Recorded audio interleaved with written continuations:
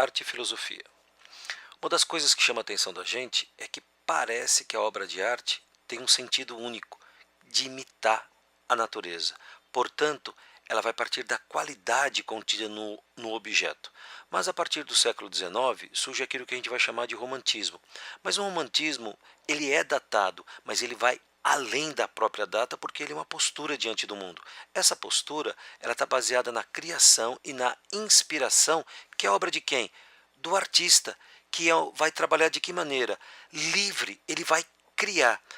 Pessoal, dá uma olhada na liberdade guiando o povo. Olha, vocês percebem que tem a liberdade que está à frente do povo. A liberdade é um ser. Olha só o que é essa ideia do sonho, do utópico via romantismo, que vai fazer o quê? Vai separar os seres humanos da natureza. E quem faz isso de maneira espetacular é Kant, porque ele vai buscar a identidade do ser humano totalmente contrária ao reino natural. Portanto, o reino natural é o reino do quê? Da causalidade necessária. A gente já sabe, né? O necessário é aquilo que é e não pode deixar de ser o que é. Mas o reino humano é totalmente diferente. Nós agimos não por necessidade, mas agimos por finalidade. Portanto, nós somos seres de liberdade. O que seria então o juízo estético para Kant? Onde é que ele está baseado? Onde é que ele se identifica? Onde é que está o belo? A beleza não está na coisa. A beleza não é uma propriedade das coisas, mas ela é um sentimento que é vivido aonde? No interior do sujeito. Portanto, vai causar o que nele? Satisfação.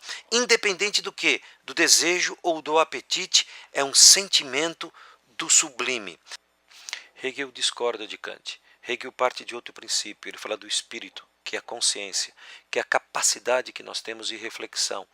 Portanto, o mundo ao nosso redor não passa de uma exteriorização da nossa consciência. Ao exteriorizar, se torna o quê? Cultura, se torna o quê? História. Portanto, o real é racional e o racional é real. Nesta afirmação, Hegel vai negar aquilo que nós chamamos de causalidade mecânica da natureza. Então, pessoal, dá uma olhada na Frida Kahlo, o autorretrato, e olha só o autorretrato da orelha cortada do Van Gogh. Vocês estão percebendo que isso não passa de uma exteriorização da consciência. Portanto, o que seria o belo? O belo está no tempo. O belo muda. Portanto, o belo é histórico. Portanto, ele é construção. Como construção, ele carrega junto uma expressão. O que significa isso? A arte como o trabalho da expressão. Ela constrói um sentido novo. E esse sentido, o artista, simplesmente ele vai entrar num embate entre o quê? Entre a natureza e a sociedade. Portanto, ele não é mais visto como um gênio criador, solitário, excepcional, que está acima de todos os seres humanos. Mas ele vai fazer o quê? Uma crítica social e uma crítica política.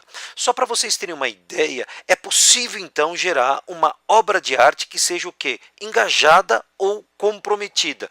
E para a gente ter uma ideia a esse respeito, vamos dar uma olhada o sentido que é essa expressão, que a arte vai transfigurar a realidade. Eu não preciso nem dizer que essa aqui é a Guernica, do Picasso. Então, portanto, toda a obra de arte ela é simbólica. Símbolo significa que une alguma coisa que está separado. E quando ela é de maneira alegórica, o que significa?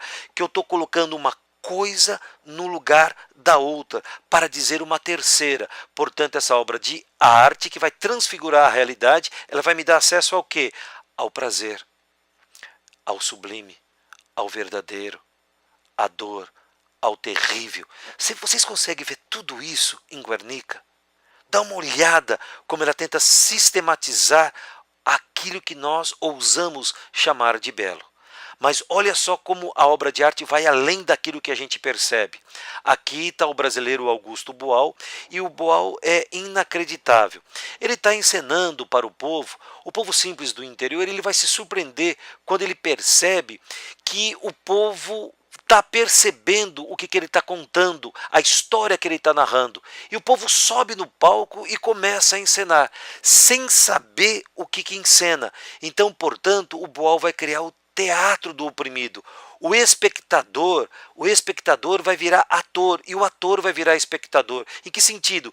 Que a ferramenta desse diálogo é o diálogo em construção, a emancipação. Portanto, aquele que assiste, que encena, se torna o quê? Cidadão. Portanto, ele vai além da apresentação. Portanto, todos os seres humanos são atores, porque atuam, e espectadores, porque observam. Mas algo estranho aconteceu com as artes. Como assim estranhos? Surgiu o que nós vamos chamar de indústria cultural, que transformou o quê? Que transformou tudo que é arte em produto. Portanto, aquilo que é fabricado em série. Como assim? As obras de arte, elas viraram mercadorias. Então, portanto, elas vão perder aquilo que eu vou chamar de expressão. Como assim perder o que vamos chamar de expressão? Porque elas vão se tornar reprodutivas e repetitivas. Portanto, o trabalho de criação vai desaparecer. Então ela vai virar o quê? Evento para o consumo. E a experimentação do novo, daquilo que vai criar, vai desaparecer também. Vai perder, porque vai virar o quê? Moda e consumo. Quem vai dizer essas coisas de maneira tão clara para nós é Walter Benjamin, um filósofo da escola de Frankfurt. Então vou fazer o seguinte, arte e sociedade. Então o que vai acontecer com a obra de arte? Ela vai ter a sua áurea destruída. Quando eu falo em áurea, é aquilo que faz uma obra de arte ser o que ela é. O que faz isso? A aura é ser única. Então, portanto, as obras de arte, elas eram objetos de culto. Então você já imaginou, ela está ligada ao culto, está ligada à religião, e aquele objeto, ele até é coberto, porque ele dá o contato direto com o sagrado. Algumas pinturas nos tetos da igreja, elas não são visíveis àqueles que estão lá embaixo, de tão próxima do sagrado que ela está. Então, portanto, ela jamais vai para onde? Para a exposição.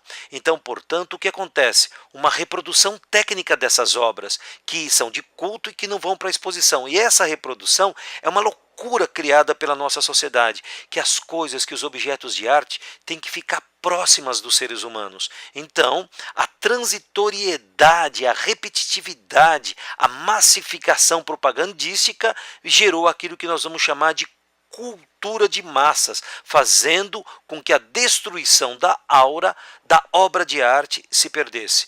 Então, portanto, segundo Benjamin, a arte que era contemplada e fluida, ela vai agora para o seu valor de exposição. Portanto, ela vai virar o quê? Essencialmente espetáculo. O que é o espetáculo? Aquilo que é dado à visibilidade. Mas agora ela vai ser o quê? Controlada pelo poder econômico. Portanto, ela virou o quê? Ideologia. Então, necessariamente, a indústria cultural, ela vai fazer o quê? Ela vai transformar a obra de arte em algo invisível à realidade e ao seu próprio criador. Portanto, em um objeto a ser consumido.